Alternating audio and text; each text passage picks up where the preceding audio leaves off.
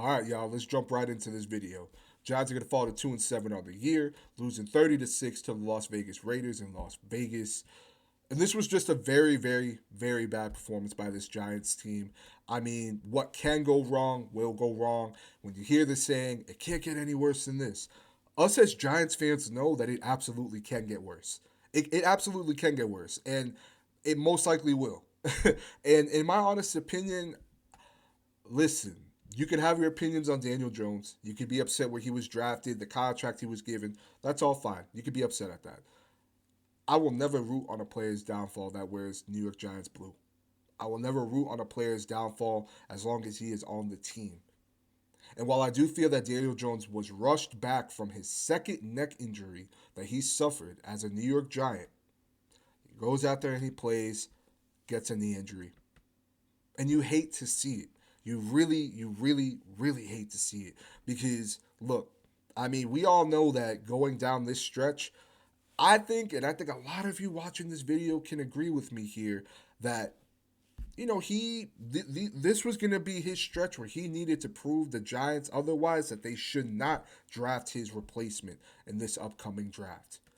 And I don't think that he's really proved his case at all this year that the Giants should not draft his replacement in this upcoming draft. I mean, the Giants are in a position to get one of the top quarterbacks right now in the draft. And you look at Daniel Jones's contract, you look at the injuries that he's suffered in this year alone, not including the injuries in the past. It's hard for you not to if you're Joe Shane and crew. And in my honest opinion, as much as I hate it for Daniel Jones, I mean, right now, that's probably the best direction that the Giants can go in right now is to look for that replacement and start off fresh.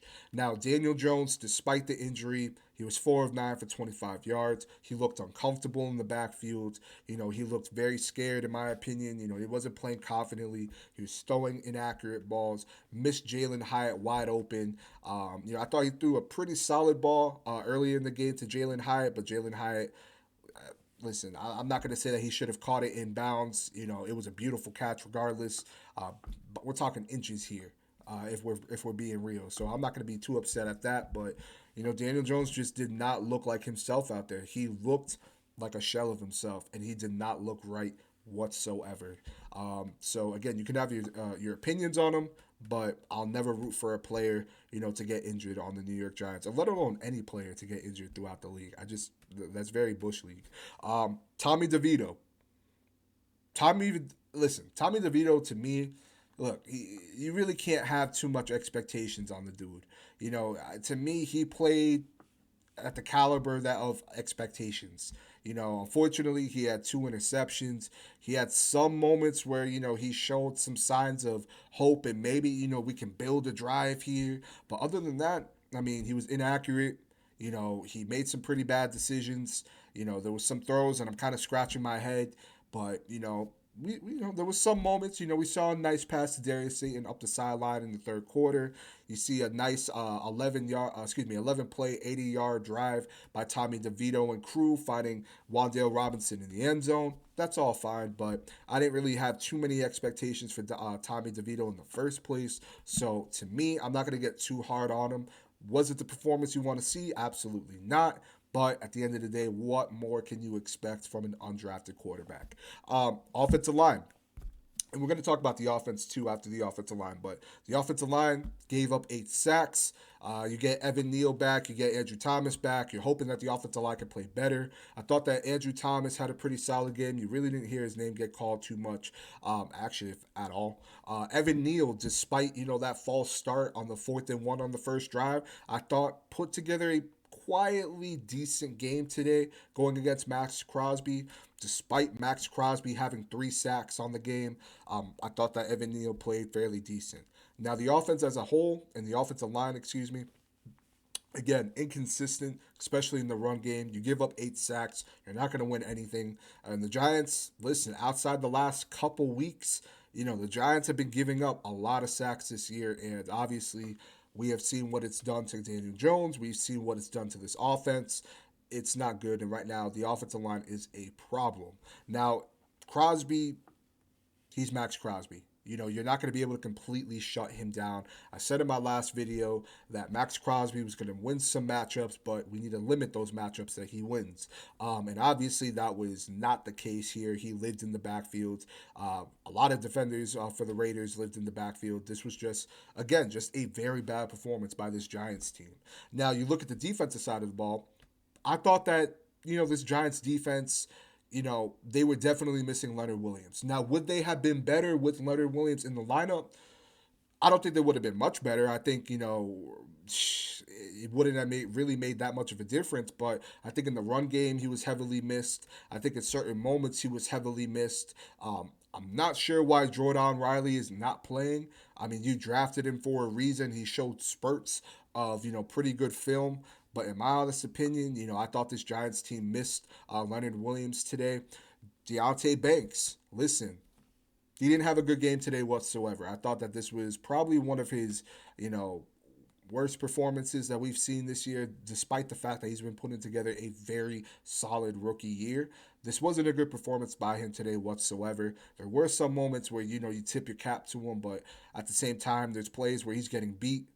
At the line of scrimmage, there's plays where he's giving up big yard plays, and we haven't really seen that too much outside of his matchup with Terry McLaurin this year. But that's something that Deontay Banks is going to learn from. He's a rookie. I'm not going to get too hard on him, but definitely not the game that we want to see as Giants fans. Cordell Flott, I thought he put together a pretty decent performance today. He's quietly building himself a solid year. I think that if Adoree Jackson's going to be out for some time with a concussion, which we'll see what happens in the coming week, I feel fairly confident with the Cordell Flott and Nick McLeod rotation for right now. Cordell Flott has been showing that he can handle the load, and I think that you drafted him for a reason. He's showing you spurts here and there that he can handle it. Why not see what you have in the player? Put him out there. The season's lost at this point. See what you got in the player. See the players that you want on this team going forward that you can build around. Because there's definitely a lot of players on this team that are not going to be on this roster next year. And there's some players on this team that we thought were going to be core building pieces. And unfortunately, they may not. Now, also, you look at Micah McFadden too. Micah McFadden had another solid game today. Looked really good in the run game. I mean, I'm very, very impressed with Micah McFadden. I think that he's been putting together a very impressive year. Going into the season, I didn't have a lot of high hopes for Micah McFadden. I wasn't really too sold on him, but I'm really coming around to him. I'm really liking what I'm seeing on film from him. And I think that honestly, him playing with better linebacking play and obviously Bobby Okereke, that's going to help him play better. But, he's really shown that, he can really step up to the plate. And I'm excited to see his progression as a player going forward. I actually read today that he leads the league. Let me see here. Lowest passer rating allowed by linebackers, minimum 15 targets. I mean, that's insane, considering that the Giants, we haven't had solid linebacker play in a long time. So I'll take it where I can. Micah McFadden, keep doing you. Keep banging that quiet drum. You're looking really good out there, big fella. Now, the defense, I want to be happy with what I saw from the defense. At the same time, you give up 30 points to the 25th ranked offense in the league. I can't really be too happy with what I've seen from there, and I'm not. But again, when your offense isn't putting drives together and they look subpar and the defense is consistently on the field, what more can you really expect? What they're going to get tired out, and that looked the case towards going into the fourth quarter where they looked defeated. And in my honest opinion, I'm not going to get too hard on this defense because they have been the heartbeat of this team this year. And I got to be honest here. I think that this defense is another edge player, a CB2, maybe another linebacker away from being an elite defense, and I don't think that's being, crazy. I think that's very true, and I think that the film proves that as well. But listen, I'm gonna leave this video off with this. Brian Dable, my only issue, and I think really, there's a couple things that you could get on Brian Dable for this year, but my biggest issue has been outside of how this team has managed, injuries, outside of, certain coaching decisions on 4th and 1, to me, my biggest gripe with Brian Dable in this game was that your quarterback is coming back from a second neck injury that you probably rushed him back a little too early from. In a season that's already lost, and you run a quarterback sneak on 4th and 1? Listen, I'm no scientist here, but really? Like, there's definitely been a lot of times this year where I'm kind of scratching my head and saying, Dable, what are we doing here? What are we doing here? This is not what we saw from the coach of the year last year. Now, I am absolutely not on the train of fire Dable, fire Joe Shane. They are the least of my worries, if I'm gonna be honest with you. Dable, Wink, Shane, they are the least of my worries. But this team is not a good team right now. We're about to go face the Super Bowl contending team in the Dallas Cowboys, and honestly, that is not looking like a good game at all. It wasn't looking like a good game in the first place, but it is looking like it could be a bloodbath with the situation that the Giants are in right now.